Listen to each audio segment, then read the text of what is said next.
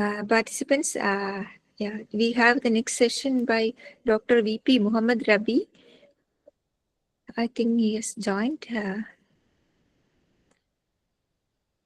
Am I audible? Dr. VP Muhammad Rabi.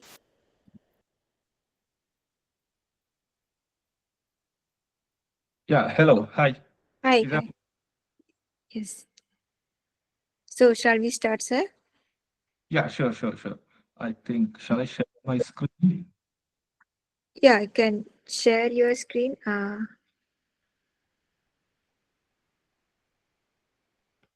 Participants, we have the next session of our FDP.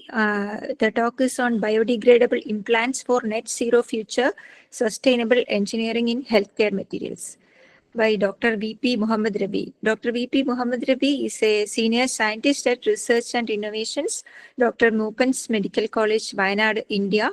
Dr. Rabi works at the interface of translational biomaterials, medtech innovation, and startup incubation, developing patient-centric solutions that addresses real clinical needs.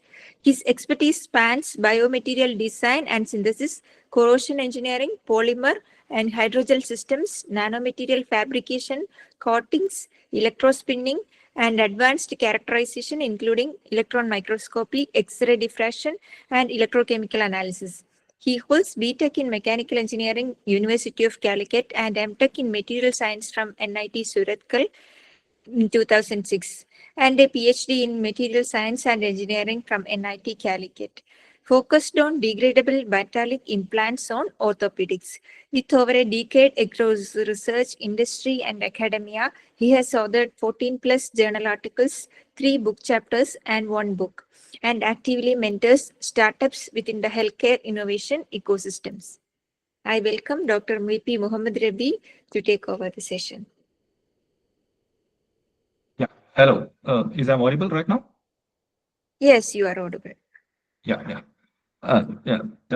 Thank you very much for the wonderful introduction, and thank you for giving me this opportunity to as a what is that as a spokesperson in the LFTP program, and yeah. So as Dr. Sebi mentioned, so I'll be giving you guys to an overview of how this carbon footprint is affecting the healthcare system, and how we can reduce the carbon footprint based on my expertise, that is in biomaterial systems. And I also give some idea about yeah. Can I? Is my slide is visible right now? Yes, it is visible. Yeah, fine. So I'll be giving some ideas, which can be used, or maybe you guys can work on that particular area, so that we can reduce the carbon footprint from the healthcare sector.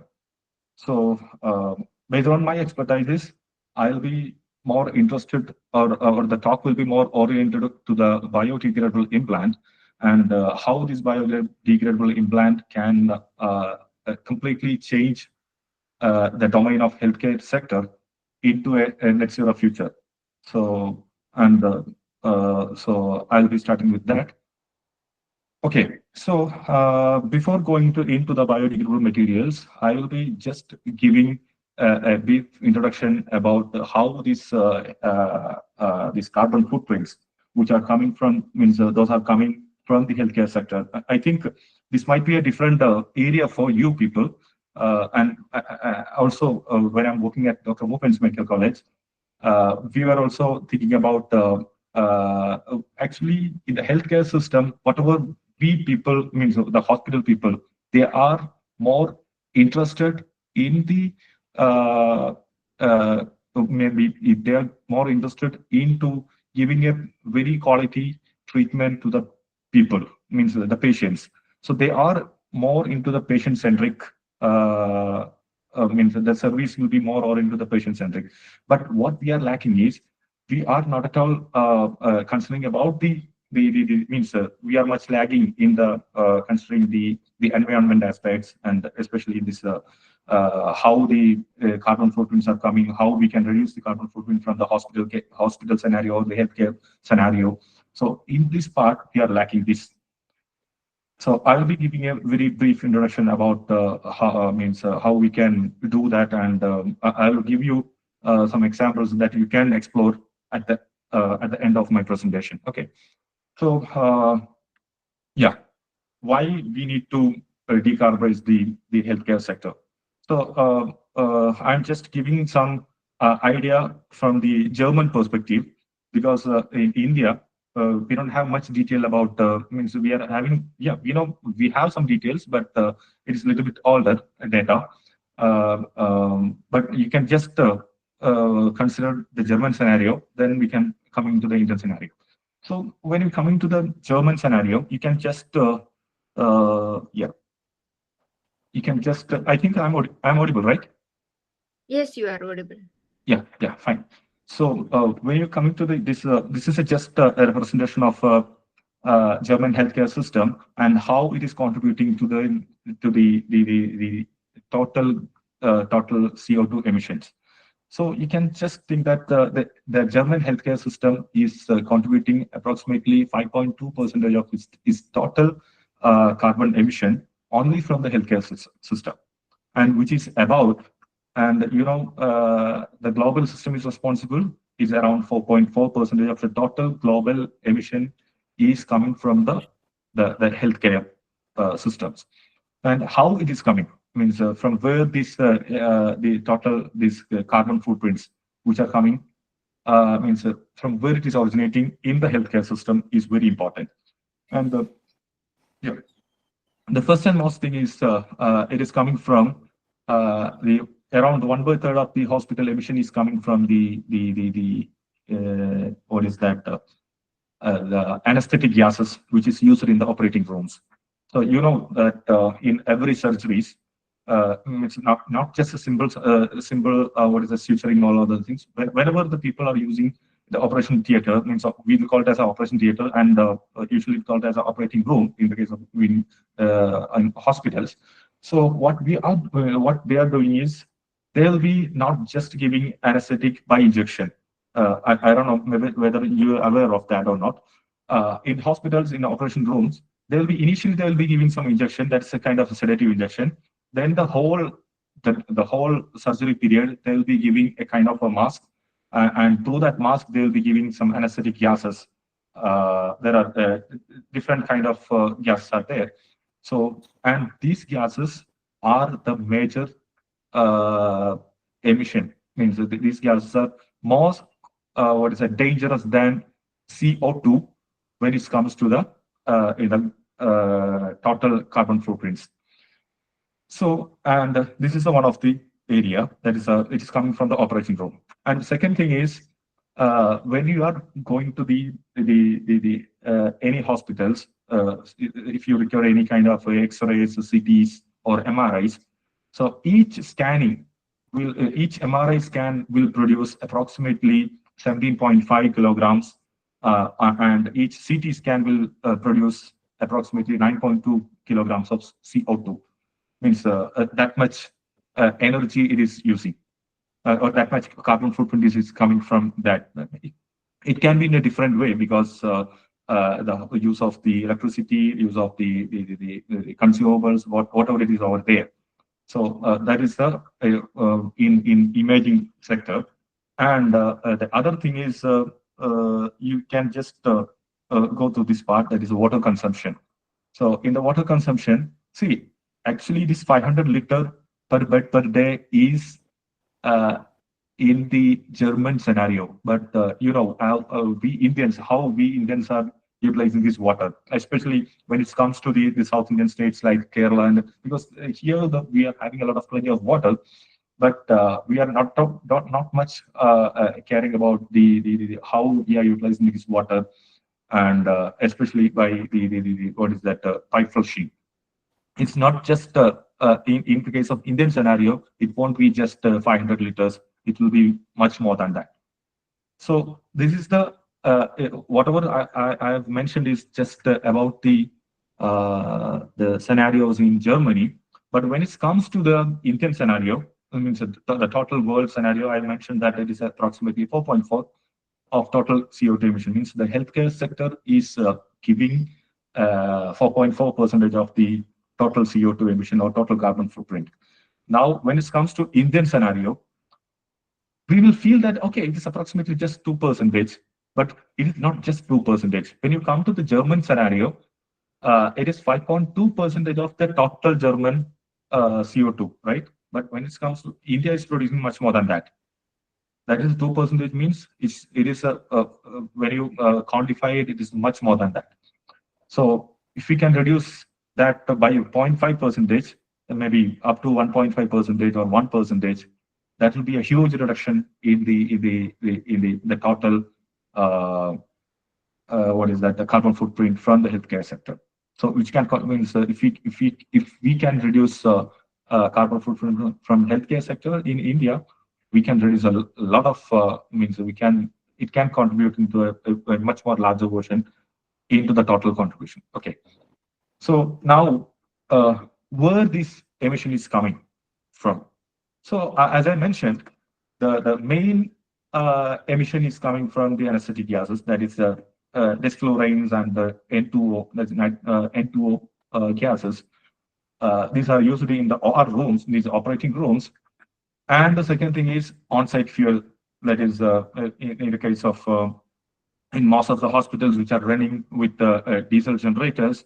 So those will be some of the places it will be continuously working, means 24 hours working. So I can just give you some examples. Means we cannot give it as a data, but I can give you some examples. So as I'm working in a medical college at Dr. Mukun's Medical College, Wayanad, even though we have a very big solar plant in our in-house campus, so even though we are using approximately 70,000 of liters of diesel only for the generators. So you can expect that is per year, 70,000 of liters of diesel, 70,000 liters. So you can imagine that how much carbon footprints which is producing from a single hospital. This is about a single hospital. Means our hospital is around the 1,000-bedded hospitals, and you can just imagine we have a different hospitals at different places of India. That is the Aster Group. You know, you might be knowing that the Aster Group. So we have a very vast, means a very big hospital network. So you can imagine how much carbon footprints is coming from each hospital, not only just our hospital from across the India. You can just imagine.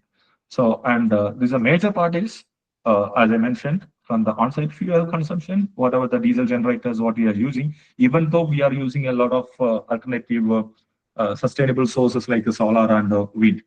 And the second thing is anesthetic gases, that is coming from the operating rooms. And yeah, and the second part where the emission is coming is from the electricity part, or the HVAC, in the heating, ventilation, and the air conditioning.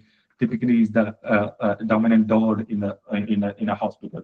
And nowadays, we know that the heating and ventilation and air conditioning is essential, especially in the intensive care unit, that's we call it as an ICU. So there, you know that the temperature will be always less than 22 degrees Celsius or 20 degrees Celsius. It's not for the patient, actually. It's for the proper functioning of the equipments over there. So in order to keep that environment properly, that is very important. We are using a lot of electricity over there. So you know that each electricity it can give a lot of amount into the means emissions.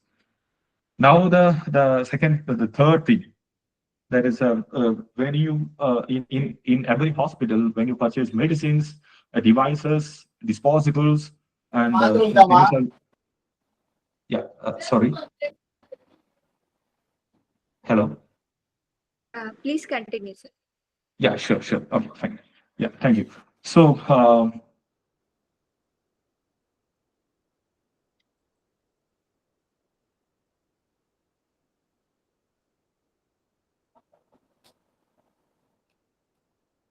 glass bottles. So these will be transported through the either a kind of polyurethane containers in order to make it safety or vibration free during the transportation. So all these things will be transported either through the polyurethane forms or the what do you call it as a kind of our thermocol plastics, thermocol pieces. So these much of waste is what we are actually doing with these kind of waste. We'll be simply giving either we are giving it to the third party persons for clearing it, and what they are doing it, they're simply burning it. Because we cannot reuse it. Most of them we cannot reuse it. So the packaging materials we'll be simply giving. We'll be simply what is that? We'll be burning it. So and that is costing another what is that? Carbon emissions. So here, this is a very brief introduction about how this carbon emission is coming from the hospitals. So now I am moving to a different section, like into the. I'll be more concentrating about the carbon footprint which is coming from the operating rooms, that is the operating theater, and in perspective of the materials what we are using in the operating room, especially for the orthopedic surgeries. So I'll be glancing into my area of research a little bit, and then I will continue then I will come back to the entire hospital scenario. Okay. So as I mentioned, in operating rooms, the major part of this is coming from the anesthetic gases, or the major emission is coming from the anesthetic gases. That is desflurans and sevoflurans. These are the materials which are around 1,000 times more harmful than CO2 when it's coming to the atmosphere. So, and it is contributing around 2/3 of the operation room emission, or you can say it as it is contributing to the 1/3 of the total hospital emissions. Okay, so you can just simply see these. This is a very simple operating rooms.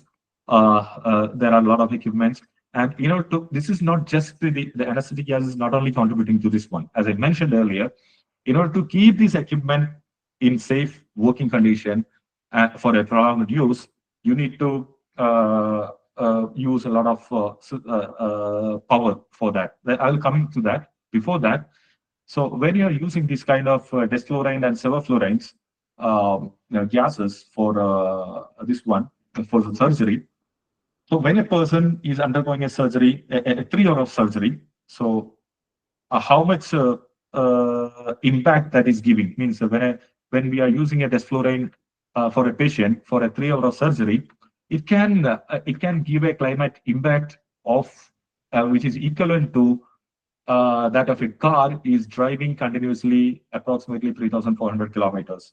So you can just imagine for a 3 hour surgery when we are using a desflurane or sevoflurane, so that can create an impact, or that is equivalent to the carbon footprint, or that is equivalent to the climatic impact, which is equivalent to when you are driving from Kanyakumari to Kashmir with your car.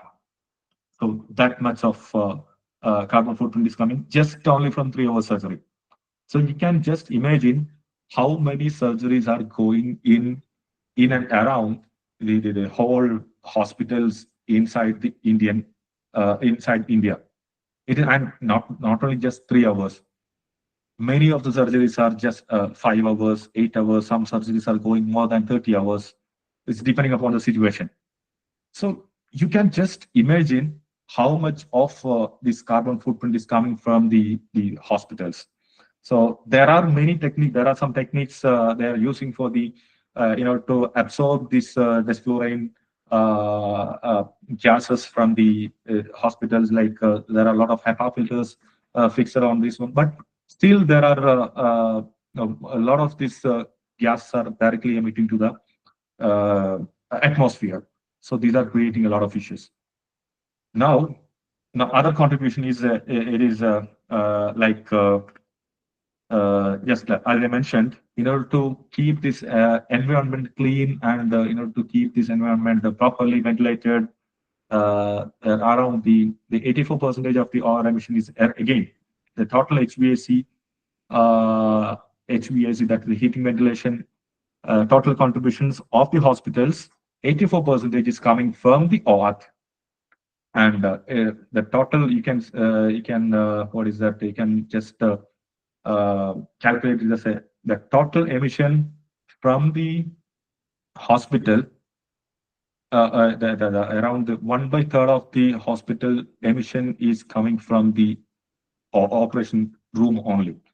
So if you can reduce the operation time, or if you can avoid some kind of operations, means the surgical procedures, so that can contribute a lot into the, means that can see that can significantly reduce the carbon footprints, because we are reducing this kind of usage of the anesthetic gases. We are reducing the usage of powers for the keeping this equipment. So if you are simply avoiding one surgery, you can you can, what is that, you can uh, significantly reduce the carbon emission from or the climatic impact from the hospital. So for that, now I'm going to a little bit into my area, that is a material science. This is biodegradable implant materials, and how this can reduce the carbon footprints from the hospital scenario. So I will just give you some introduction about these biomaterials and how these biodegradable materials are interacting, how these how these kind of materials are making, and whether really these biomaterials are currently, means biodegradable materials are currently in use or not. I will give you some idea about that. Okay, so I'll be quickly glancing through some of my works and what I have done in my research. So I'll give you some quickly going through that. Okay. So before going to that, into the biodegradable material, I'll just give you some intro about the biomaterials. Maybe some of you or some of you are already aware of that. What is exactly these biomaterials, right? So yeah. Uh, uh, Currently, the biomaterials are just some materials which are designed or engineered to interact with the biological systems. That is, you can say it as a human body. Okay, so the main functions of this biomaterials is either restoring the particular function of a tissue or a particular function of an organ, or it can facilitate a faster healing, or it can promote healing. So, and so by using these biomaterials, the human life, means the human life quality, the quality of life, which will improve. And there are certain what is that, characteristics, or there are certain properties to be there for any biomaterials which are to be used for this particular application. That is, we call it as a biocompatible materials. So what exactly this biocompatible material means? Which should not be harmful. So the material will be using inside the body, so it should not be harmful to the surrounding tissue, or the where exactly it is fixing. So it should not be toxic. We call it as a toxic materials. So it should not be toxic. So biomaterials should be biocompatible, which means that these materials are not at all toxic. Okay. Now, where exactly these biomaterials are using? So you can, I have given some examples over here. You can use it as a craniofacial surgeries. So any person who is having an injury at their jaws, and they're using some kind of plates at this place, and it's a kind of skull sutures, and you can see there are some medical implants like cardiovascular stents, and some screws over here. So then you can see some. This is a pacemaker body. So this is cardiovascular stent, and some kind of dental implants, and orthopedic implants. This is a kind of hip joint replacement implant. So all these all these things are either to promote the healing process, or to regenerate the human tissue. Okay, so uh, to promote healing, different kind of materials like degradable sutures, like PLA or polycaprolactones, some kind of clips, staples, these are using. And for regeneration human tissue, these implant materials are made into a kind of scaffolds, and that can be used into the human body. And you may more aware about the nanoparticles and how they are using this into the cancer imaging therapy. So these are all the examples for the or the application for these biomaterials. Okay, now yeah, so in when it comes to the implant market, you can just see that this is the world implant market is expected to take around 147 billions of uh, revenue. It's will when it comes to the business term, 147 billions of business by 2027. This is forecasted by actually this forecast was done at 2023. Right now it is more than that. This is right now it is the current figure is around 160, more than 160 billions. And uh, you can see that in 2024, or the entire scenario, you can see that out of these, most of these the implants, this is a total implant usage, and out of this, the majority of this thing is using in the orthopedic sector or the orthopedic department. So why means yeah, it's simple. We have cannot six bonds, and this is due to the aging population as well as due to the various traumas and all other things. The orthopedic injuries are very common right now, and because of that, orthopedic injuries, when it comes to hello, I think some disturbance is coming. Is it okay? Is that audible? Yeah, you are audible. It's fine. Yeah, fine. Yeah. So the majority of this part is taken by the orthopedic implants, and yeah, out of these orthopedic implants, the major part is taken by the metallic implants, and the second thing is ceramics and polymers and others. I'm not going much into the ceramics or the polymers, but again, yeah, the major part is taken by the metallic implants. Why it is metallic implants? Because it is easy to process. That's why, and sometimes I will come to that. So yeah, so this is just the evolution of biomaterials, especially for the orthopedic applications. So here, you know, in the ancient history, you might have heard that the gold, silver, and ivory, these are used as the dental and bone materials, or dental and bone, not exactly as an implant material, maybe a dental and bone support materials, either around in the period of around before 200 BC. When it comes to the early 16th to 19th century, the silver, platinum, and the iron, these were tested for bone repair. But there is no much authentic evidence for that. These are all coming from either from the historic reports, or these are came from the various fossils or the mummies. And during the early 19th, that is around 1920s, the invention of stainless steel has revolutionized the implant sector.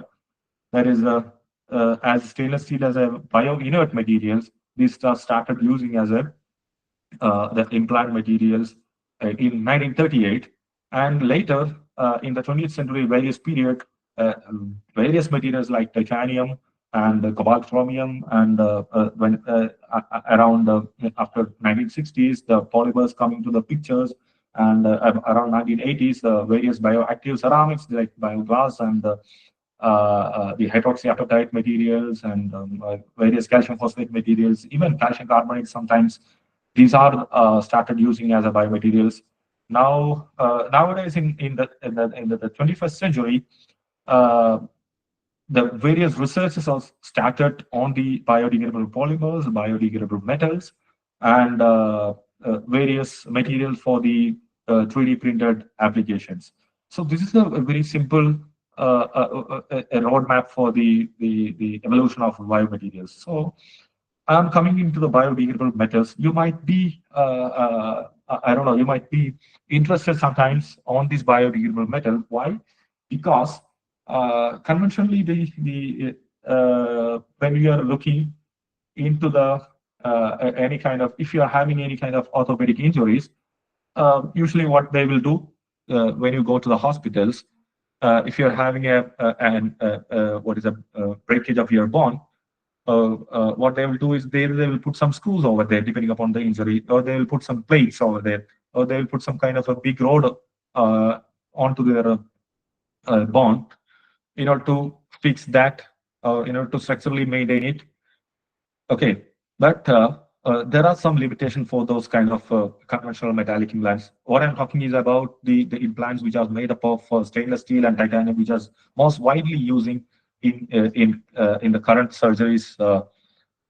Okay, so the one of the major limitation is they will call it as a stress shielding. What exactly stress shielding means? It is a reduction in bond density. So what happen is, so when you are putting an implant, suppose this is a person's leg over here is having a breakage at some places. So we put our implant over here, okay, in order to what is that fix this bone. We put some implant over here and put it at this particular positions. So what happened is the load which is coming from this part, it will be, most of the load will be going through the implant, because the implant material will be because the implant material is having a higher mechanical properties like modulus. Uh, so the most of the load will be going through this one. So what happened is our bone is having a peculiar properties, like it is called the Wolff's law. Actually, the property is that whenever the load is wherever the more load is there, the bond will densify at that particular position. Wherever the less load is there, the bond will be de-densified. It's called as a remineralized. Remineralized means the bond will be losing its density from here. So you can see this you can just see this figure. Due to this bend of this bond, this whenever the compressive force is acting on this one, most of the compressive force will be passing through this part, in this interior part, rather than this exterior part. So what happened is the bond will feel that, okay, I need more strength at this part, because the most of the load will be load is going through this part. So I need to get more bond or more material at this part. So the bond material will be removed from this part, and new bond is added at this part, and the bond will be remodeled like this. Initially, there was a little bit bend over here. Then it is. That's why you might have seen that many of the toddlers, uh, they will be having a kind of a bend in their lower leg, and eventually once they started working, which means that they are giving a lot of loads on this part. And that's then after, maybe after 1 or 2 years, when they just started working, and after 1 year, that the bend of that their leg will go. Then sometimes the people will ask the pediatricians, like, oh, doctor, my kid's leg is having some bend on. But then he will say that, okay, you just give time, it will be healing. But what will happen usually, people will go for okay, we'll put some oil and massage it. People think that, okay, after massaging, it will be okay. Actually, this is what happening when the kids start working. A lot of compressive force will act over here, and it will be remodeling here. So why I'm saying all those things is, when you are putting an implant over here, the most of this load will be going through the implant, which means that your bone will feel that, okay, I'm not getting much load, because most of the load is taken care by the implant. So I'm not getting much load. So let it be. He will feel like that. So what happened is, the density of the bone at this part, in the vicinity of this implant material, will reduce. And even if you maybe the implant will be there for a certain period, right? So then the doctors will say that, okay, this implant will be removed after 3 months, or maybe after 6 months, or maybe after 1 year. maybe after 2 years, depending upon the severity of the injury. So in between, the density of this bone will reduce. So this bone is again prone to uh, uh, breakage. So that is another issue. So that's what's called that situation is called the stress shielding, which means that will induce a reduction in bone density. So and in children's, their growth is a little bit faster.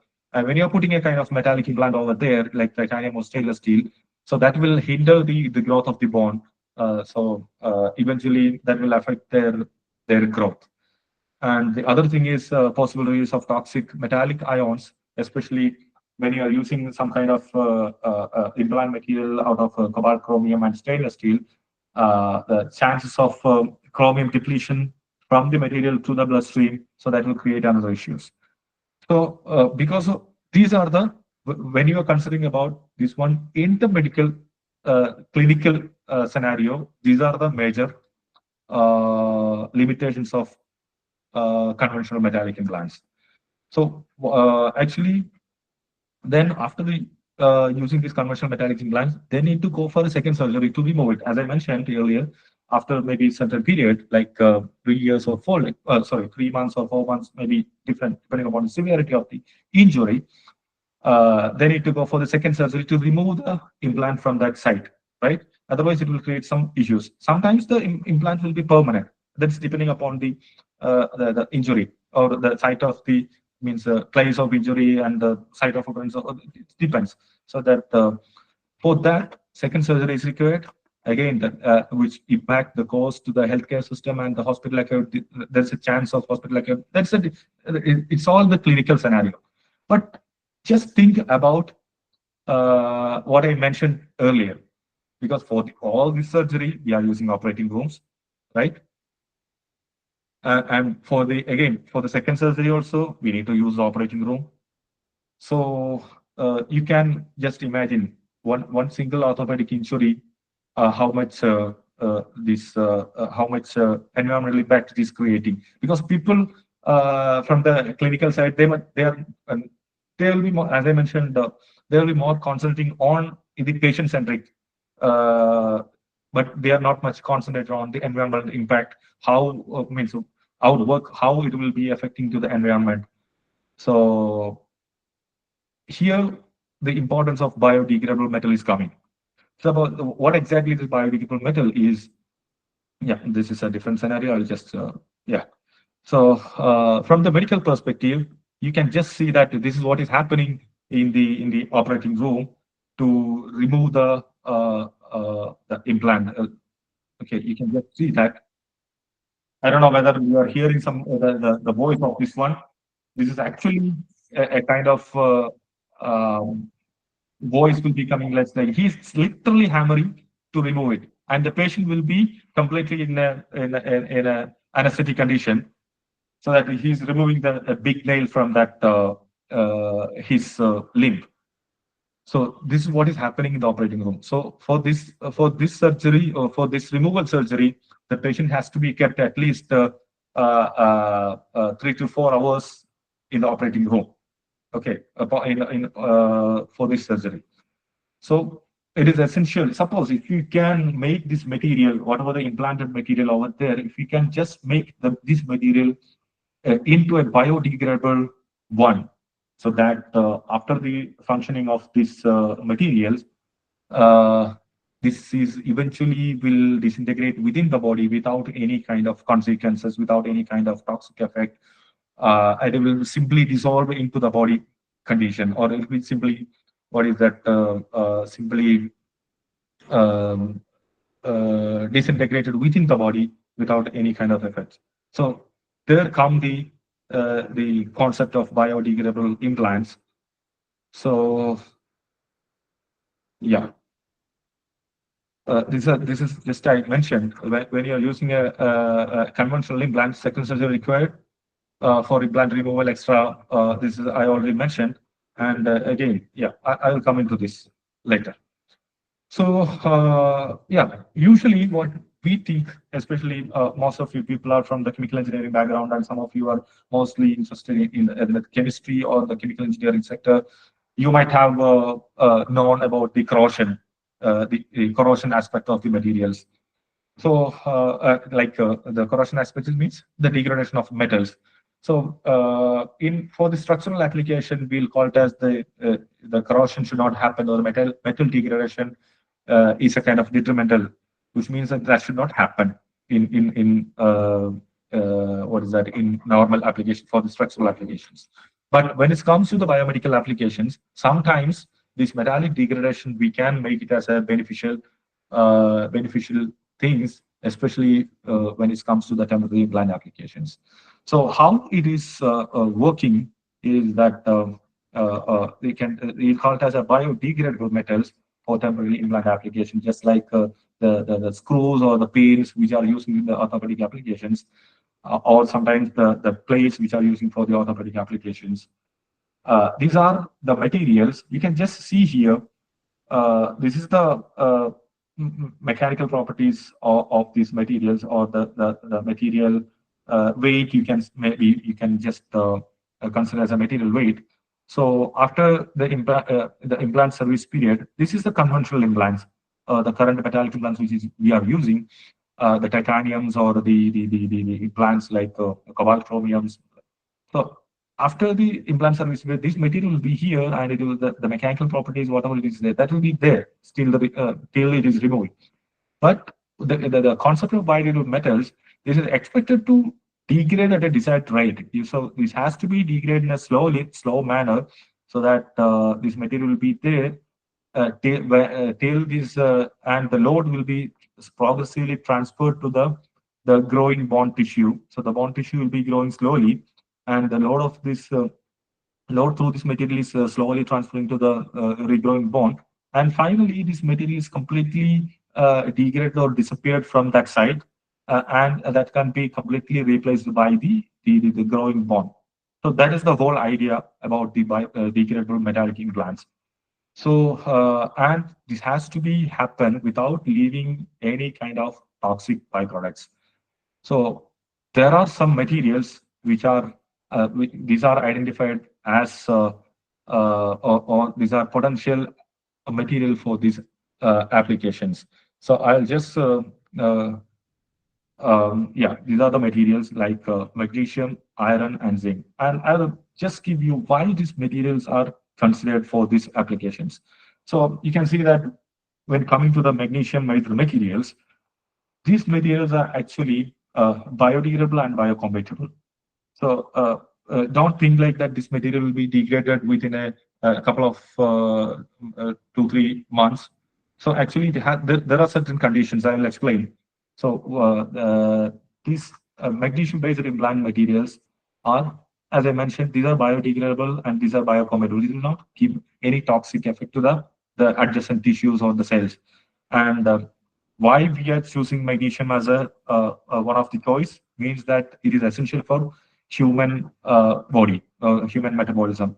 For an adult, it is approximately 300 to 400 milligrams of magnesium is required uh, uh, for a human being in per day.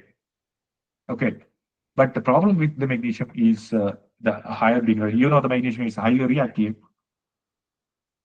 and uh, it will create some kind of what is that? When it is dissolved, it will create magnesium hydroxide and hydrogen. When it dissolved in water, means when it is reacting with water, slowly it will create some kind of due to the high degradation rate, some intolerable hydrogen evolution will be there. So even if you put inside your body, what happens? It will slowly start degrading. It will create some hydrogen bubbles inside your body. So subcutaneous hydrogen bubbles will form. So that is the disadvantage of this magnesium when you are using. So what the researchers are trying to uh, what is that reduce the degradation rate, and thereby you can reduce the hydrogen evolution. So in the case of magnesium, people are doing a different. I'll be moving to slightly into the more into the metallurgical aspects of these materials.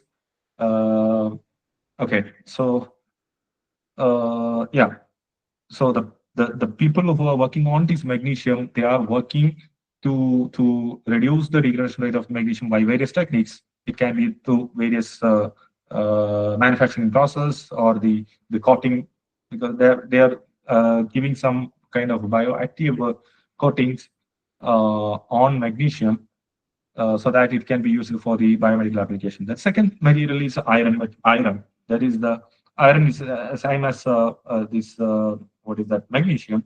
Iron is also a biocompatible one, and again it's a vital element, because you know that most of the people will be some of the people will be taking iron tablets. What is exactly in the iron tablet? In most of the cases, iron tablet is just a kind of tablet which is having an iron oxide inside of that. And but the major problem is that uh, the higher density or the higher stiffness of these materials, that will create again some issues like stress yielding and all those things. And the second thing is compared to this magnesium or compared to this zinc, iron will degrade very slowly. Though it is having a we'll say that the iron will degrade, but the problem is that it will degrade very slowly. So even after the tissue get completely healed, your this implant material will be there for a much more longer period. That will create discomfort to the patient.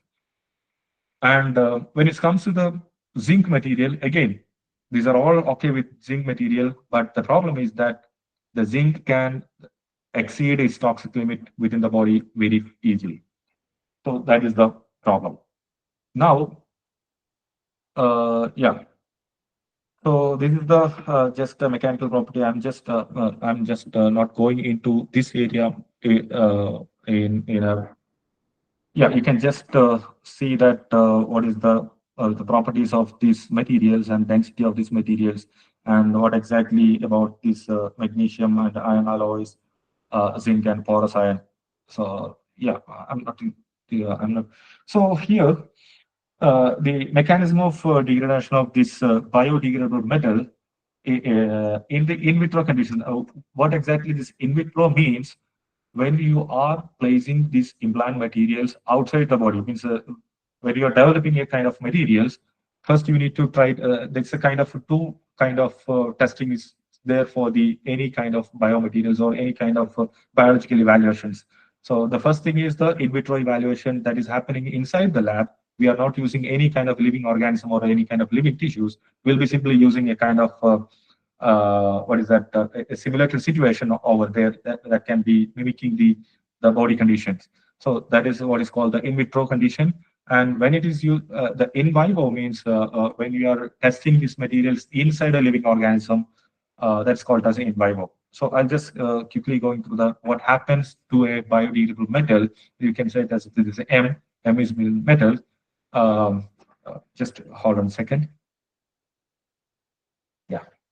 Is that audible right now? Is it okay, right?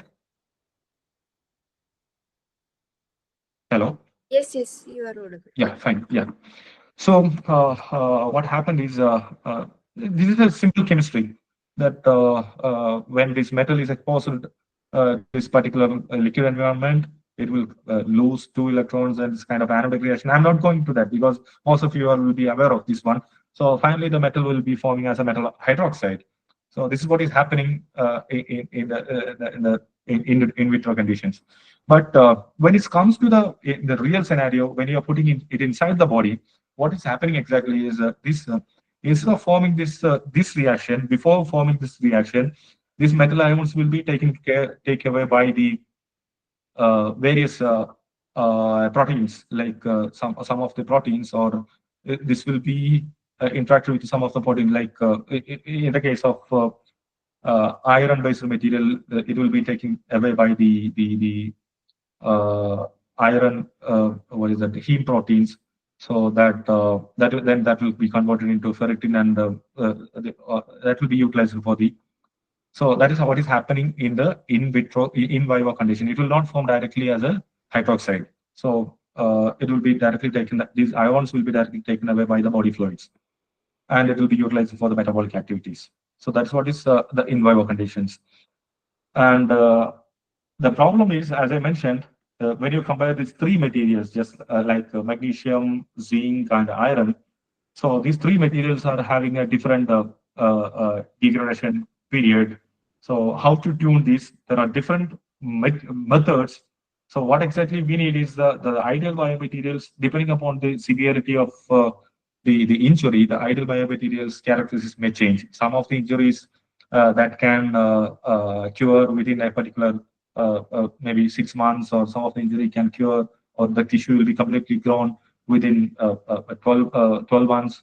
So depends on the severity of the injury. So we need how to tune this degradation rate of these biomaterials. Uh, there are different metallurgical modification, like you can alloying these materials with other alloying elements, reinforcing with various bioactive materials like hydroxyapatite, and there are different materials, and you can do some thermomechanical processing. It is just like this is just like you might have aware about the corrosion, right? So how to control this corrosion? That is what is exactly we are tackling. Means either you need, if you want to increase the corrosion, or if you want to decrease the corrosion. So this is a similar, but instead of corrosion, we are simply terming it as a degradation. So that's what is exactly happening over here. So if you want to increase the corrosion, when in the case of iron-based implant, we want to increase the rate of corrosion. Means we need to increase the degradation rate. But in the case of magnesium, we need to reduce the degradation rate, or we need to increase the corrosion. So for that, as I mentioned, various metallurgical process like this, and surface modification process like a different kind of various coatings and surface metallurgical modifications are doing on both iron, magnesium, and zinc. So yeah, so this how to make this device means there will be some raw materials. Then you can use a various kind of processing tools like powder metallurgy, casting, additive manufacturing like 3D printing and electrode depositions. And there are some other methods also. And you will be getting some materials, right? So after that, this post processing can be done like heating, forging. And I'm not going into much into deep of this one, because this is not uh, more into our area of interest. I mean, the topic of interest. But again, this area will contribute into the carbon footprints, because the how your means what kind of processing technique you are using, all these things will be uh, can contribute to the carbon footprint. So that's a different scenario. Yeah. So again, in powder metallurgy, I'm not going to much into this one. You can use various nanoparticles into these biomaterials, biodegradable metals for improving its properties, and the various casting process you can use, different coating process, as I mentioned. There are different coating processes using on the titanium implants, or sorry, these iron-based implants and magnesium-based implants. Now, after developing these implant materials, what to do, or how to test these materials. So once you got the materials through various processing, how to test this means, as I mentioned, that we'll be doing some in vitro test. Some of you might have aware of this one. In vitro test means uh, we will be keeping these materials inside a fluid which is containing the cells. It can be a kind of maybe sometimes human cells, or sometimes any kind of animal cells, and we'll evaluate how these material. This is a kind in the case of iron materials, or it can be in the case of magnesium materials also. How these ions uh, or the byproducts which is affecting the cells, and whether the cells are viable, or the cells can tolerate this material. If the cells are if the whole cells are dying, we will say it as in the in vitro test, a minimum of 75% of the cells should be there after a certain particular period. So minimum 75 should be there. Then only we can call it. We can term it as a what is that? These materials is viable. So it can be do in a different way, like we'll be using one controls, and either sometimes we'll be taking a kind of, there is a small slit like this, and the ionic solution will be transferring to the cells, or sometimes we'll be extracting the medium from the place where this material is placed, and that will be giving to the cells, or sometimes we'll be directly putting the cells over these materials. and we'll check whether this material is creating any kind of harmful effect on the cells. So if this is not happening, then we will move to the next session. Next session means the in vivo conditions, or if you need to alter these any kind of processing, all those things, so that you can do. That's a different things. So these are some of my work that I have done during my PhDs and as a scientist at Dr. Mopens Medical College. So I'm not giving much about this work because we have a time limitation. So I'm just quickly going to. So what I have done is I'll be simply giving one intro about this one. This is I've taken iron powder as my base materials, and I have done various treatments on this iron powder to improve this or to increase the degradation rate of this iron. I have incorporated a kind of nano gold into the matrix as well as onto the surface, so that it can create a kind of galvanic coupling. So in the corrosion, galvanic corrosion is a kind of corrosion that will enhance the or that not enhancing, that will impart the huge corrosion when there is any kind of dissimilar metals. So I have chosen the same principle in order to, because gold is not that much toxic and we are using a very little amount for of gold on in this one. Very little amount means it's around in ppms we are using gold. That 2 nano gold, it can be excreted through various ways, at just like the gold is using for the cancer therapies. And I've tested various kind of polymer bioglass coating on the surface of these iron materials to improve the biocompatibilities and bioactivity of the nature. Then we have tested a various kind of testing. So I'm not going into deep onto this one because this is not exactly our topic. Okay. So and we have done various testings, and these are the surface SEM image of the surface. So I'm not going much into that, and these are the various work which I have done.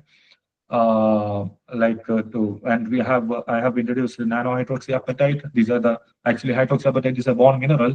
So when you are introducing nano hydroxyapatite into the iron materials or the implant materials, that can improve the properties or the characteristics of the materials, so that the interaction between the tissue and the material will be much more better. And I have made a very porous environments, like this porous structure is exactly mimicking the bone porous nature. So, and when you're making this kind of highly porous nature, you will be giving a lot of area into the body fluid. So what happened is the degradation will be much more faster. So, to avoid that faster degradation, we have introduced some kind of polymer bioglass coating, so that the bone growth will be happening because of the bioglass content, and the PLA materials will be slowly degrading, and that will protect the material from the faster degradation or faster corrosion. And meanwhile, this calcium phosphate from the body fluid will attach on this, or because of this presence of this bioglass, and a biomineralization or the bone mineralization will happen much more faster. So that was the scenario. And similarly, for the magnesium-based materials, we have done various work on this one to improve the properties of this magnesium-based materials. So we have done a kind of surface modification of this magnesium-based material through the acid pickling, and we have coated various this alginate bioglass composition. It's a kind of bioactive coating on to the electrophoretic deposition, and various kind of metallurgical modification and solvent coating has done on these materials. So yeah, now I'll just tell you what is the applications, where exactly. It's not just in orthopedic application. The application of biodegradable metallic implants is coming in cardiovascular case also. So, where exactly is cardiovascular? You might have heard about, or some of you people already have some stent inside your body, right? So, what they are doing is any kind of plaque is there on your arteries, any kind of blockage is there in your artery. They'll put some small catheter, and with a stent, and they will expand the stent with the use of the balloon. Then the stent will be retaining over there. So what happened after a certain period is this stent material will be covered with the after a certain period, like maybe some 2 to 3 months. The stent material will be covered with the endothelial cells of these materials, and again there is a chances of what is that reformation of this plaque if you are having a higher cholesterol, or if you are having a higher your what is that your lipid in your blood. So what happens is, again, if you are forming, you cannot uh, if the same place is blocking again, you cannot put another stent over there. You need to go for a kind of a bypass surgery. So if we are using a degradable metallic stent like iron-based stent or the magnesium-based stent, so this is the prototype of the magnesium-based stent which is developed at Germany, and this also the developed at I think it is in US. So what happened is when you are putting this kind of stent over here, after a certain period, see the why we are putting stent over there means there is a block, right? So because of that, the strength of this vessel or the artery is reduced over here. In order to support that artery, we are putting the stents. So after certain period, this stent is no longer required actually at that place. But uh, if you are using this magnesium-based stent or Fe-based stent, it can withstand for a certain period, and it can eventually dissolve or degrade within the body. So if any kind of things that can come over there after a certain time, we can put another stent over there. So that is the advantage. That's the one advantage in the cardiovascular applications. When it comes to the orthopedic application, you can see a lot of screws over there. Uh, different screws that is used for the orthopedic application, and different plates are also there.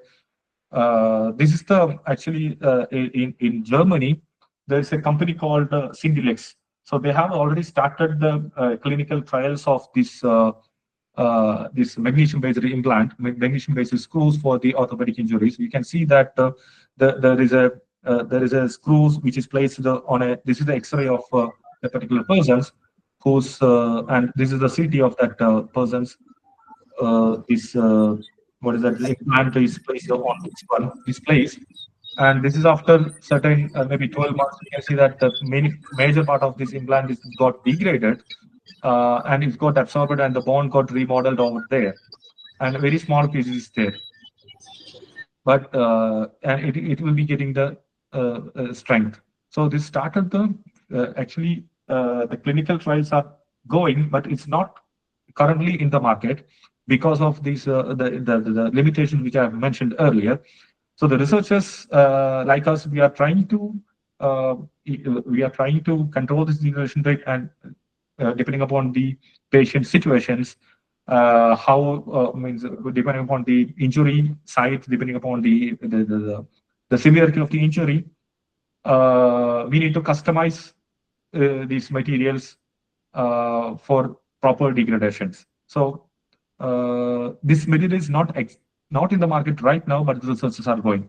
Now I will tell you how exactly this can contribute into the healthcare system or into the carbon neutrality or for the sustainable engineering in the healthcare system. So as I mentioned, yeah, these are the innovations which is happening over there. But I'll be mostly yeah, and what is happening is the healthcare. Okay, I will be just skipping this one. So the future perspective is for the designing of these materials, we can use the AI and all those things. So personalized, as I mentioned, then here the eco-friendly biomaterials we can use. So that is a different scenario. But yeah, how these biodegradable implants these are affecting this or how this can control the carbon footprint reduction in a hospital scenario or in a healthcare sector.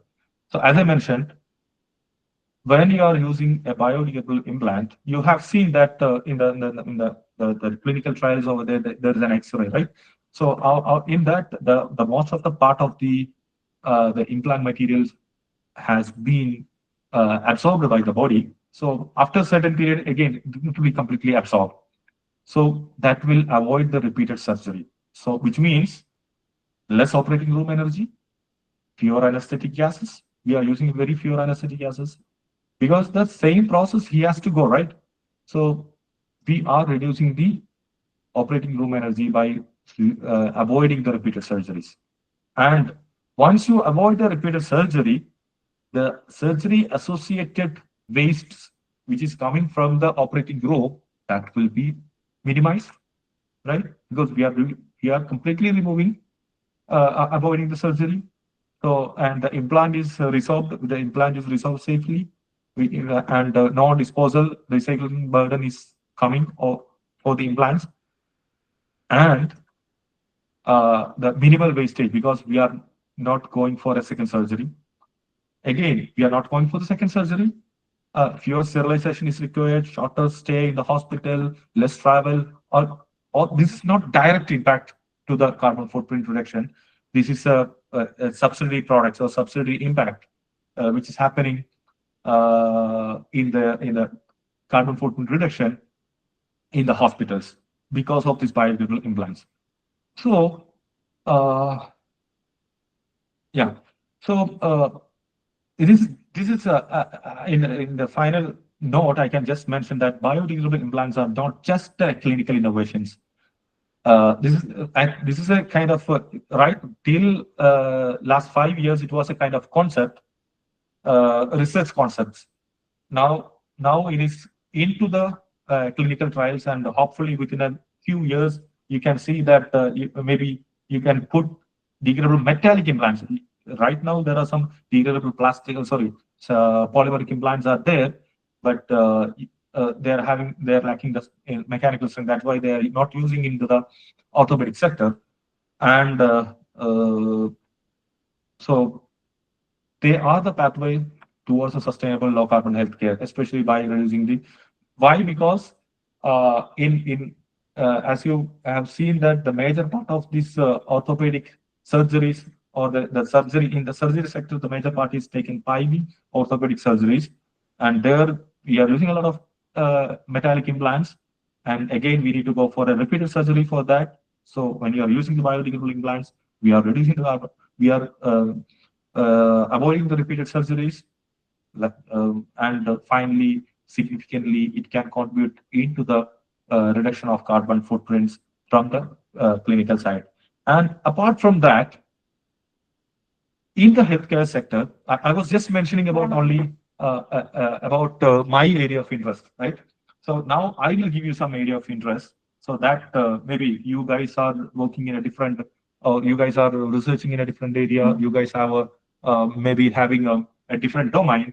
Uh, Maybe some of you might have from engineering background in a different domain. Chemical engineering will be there, or maybe different domains. Maybe electrical person will be there, the person who is interested in artificial intelligence will be there. So there is you people are having a different expertise.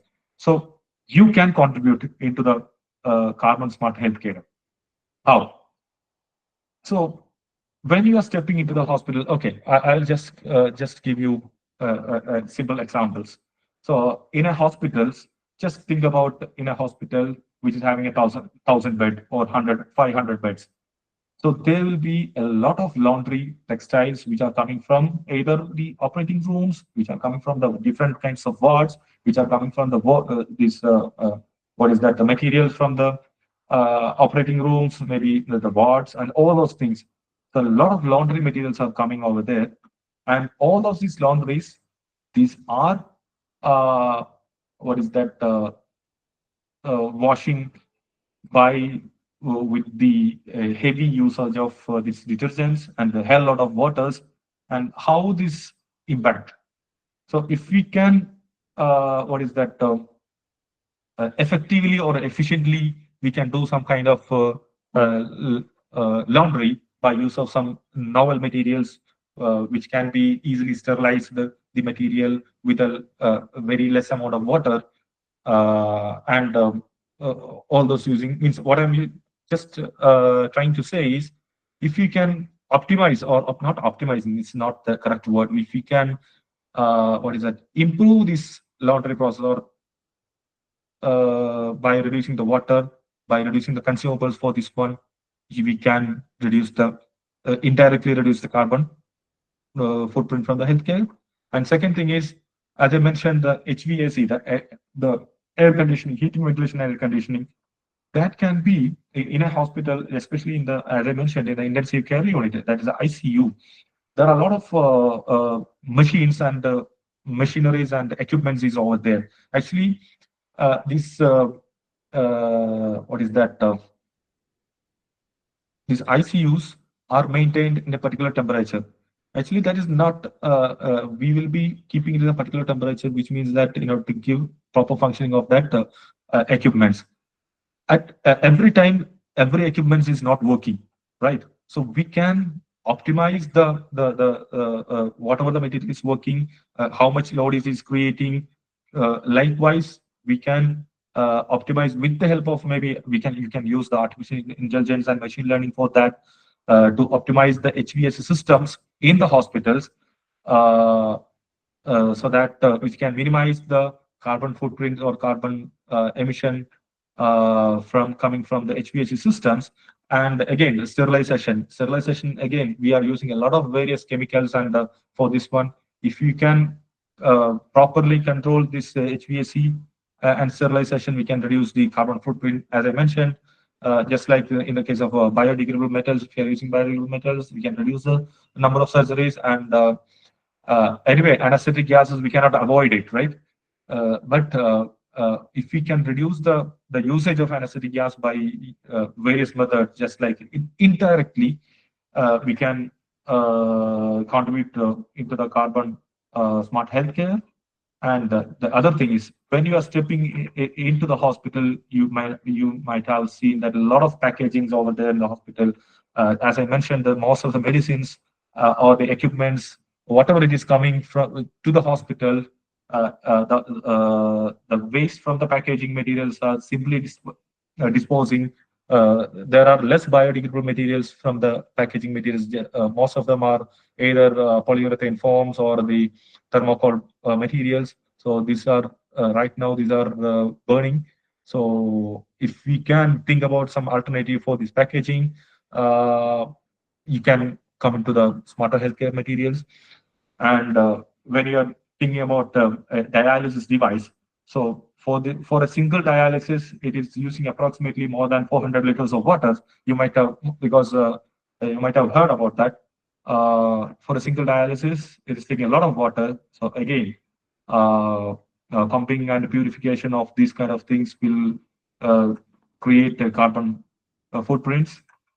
And in a hospital, you can think about how much sewage and effluent are treating.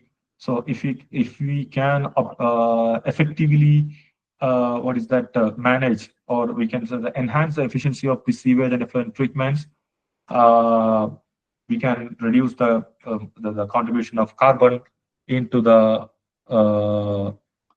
in the healthcare systems. So this is just about the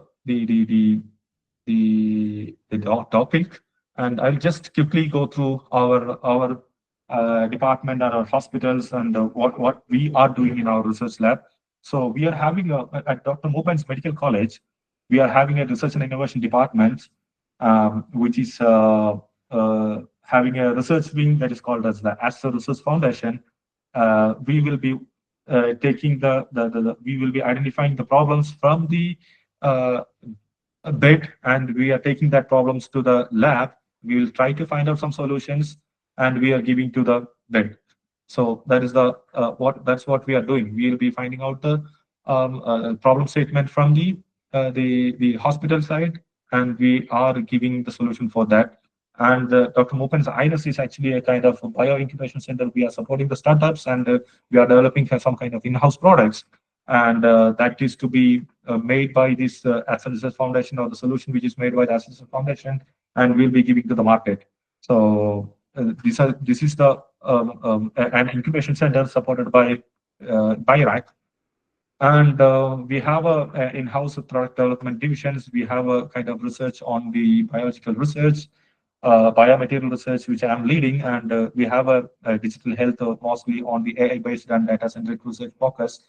Uh, And we have some facilities like 3D bioprinter facilities, the biomaterials and polymer science lab, and we have a stem cell biology and nanotechnology, immunochemistry lab, and digital health data bank systems. We have facilities of cell culture facilities and animal facilities for the in vivo testings and all other things. So, and we are closely collaborating with IT Palakkad and NIT Calicut and IKP Hyderabad and Kerala Startup Mission and various other institutions across the India and across Kerala. So, yeah, that's all about today. Uh, yeah, hope you have, if you have any queries, and you can just shoot it. Thank you. Thank you very much for listening me.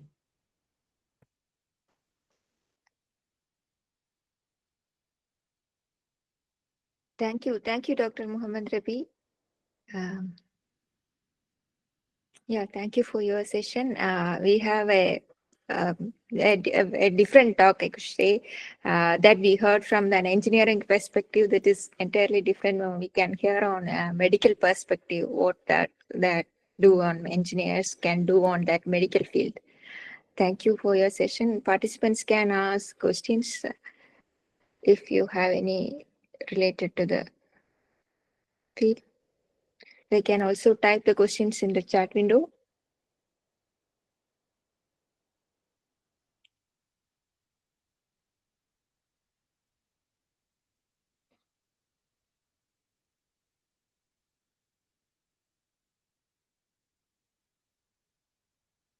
So, any questions?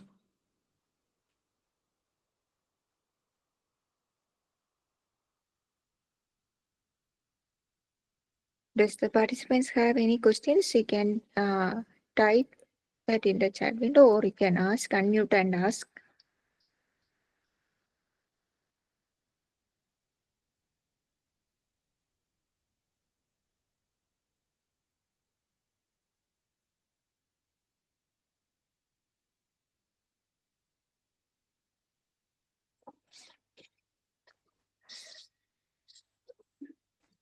Can you see the question, or should I read that?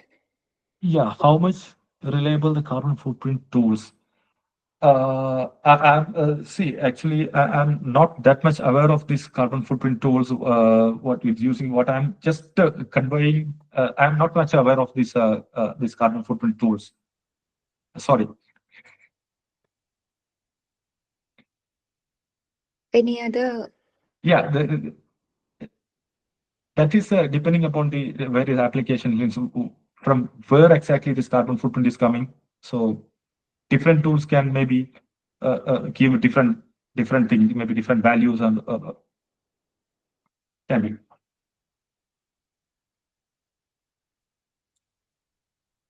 And we didn't know that medical college is having this much research facility and this much studies on that engineering perspective. That is a new knowledge to us for engineers. Yeah, actually, in our medical college, as I mentioned, we have different people who are co-working together. No, we have a polymer chemist in our team. We have a biology people in our team. We have biotechnology people in our team. We have immunology people in our team. And actually, I'm a mechanical engineer and a material specialist and biomaterial specialist. So we are working together, and we are working in a different scenario that is more into the clinical aspects. The development will be mostly into the clinical aspects. So we are trying to develop some kind of materials like that can be used for the patients, as well as different tools for the hospitals. So we are just identifying. See, the major problem what we are facing is, even during my PhD also, I worked on the biomaterials. So what we are, the main problem in the healthcare sector is, see, the doctors are working in their field. Yeah. So they have a lot of problems. So just now I am at the Aster Medicity, Kochi. So we had a discussion with the CEO of Aster Medicity. So the problem is that here the problem with the doctors, they don't mention it because they are trained to treat the people. Yeah, they are Okay, more with the Yes, they are more with the patients. They are not at all interested into the research or this side of aspects. So whatever the problem they have, they will be okay. This is what I studied. So this I will do. So they won't think out of the box. And what we engineers are doing is we are simply uh, uh, what is that for most of the research what we are using is we'll be simply going through some reference research papers and all those things. But in and around, if you are looking in and around, we are having a lot of problem statement, but we are not concentrating on that. But Yeah, we have two that is questions. the main issue. Yeah, yeah. In operation theater, can we use any kind of carbon filters to reduce carbon emission?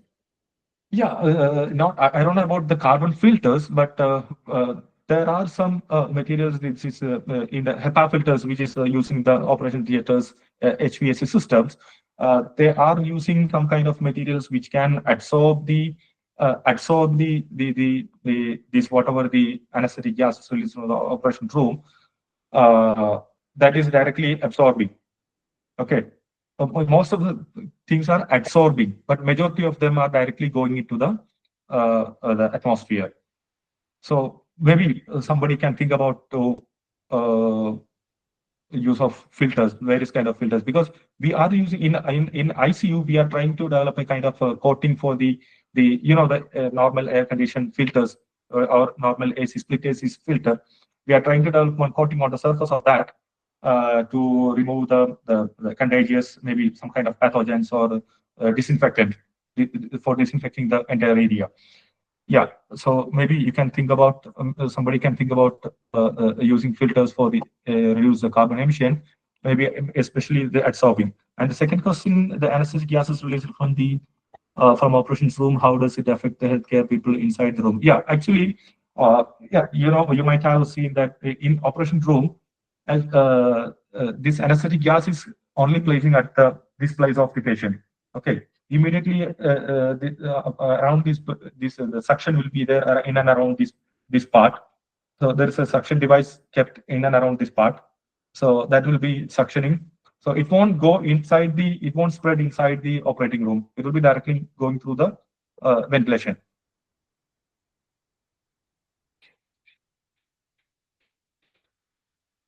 Yeah.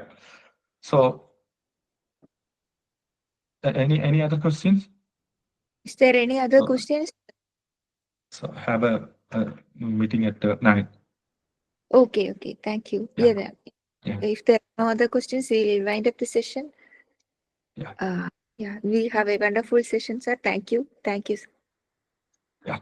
Thank you very much. Thank you very much. Thank you very much for means I thank TKM Institute of TKM College of Engineering for this giving, and Department of Chemical Engineering for giving me this opportunity, and especially my friend and my colleague Dr. Shijana and Dr. Saibi. Thank you very much. Okay. Thank you, sir. Bye. Dear participants, you can fill the feedback form. I'll post that in the WhatsApp group. Tomorrow we have sessions starting from 2 o'clock, and tomorrow is the test we have. After the 3 sessions, we can have the online test, and we can conclude the session. Hope all of you will be there. Thank you. Thank you, ma'am.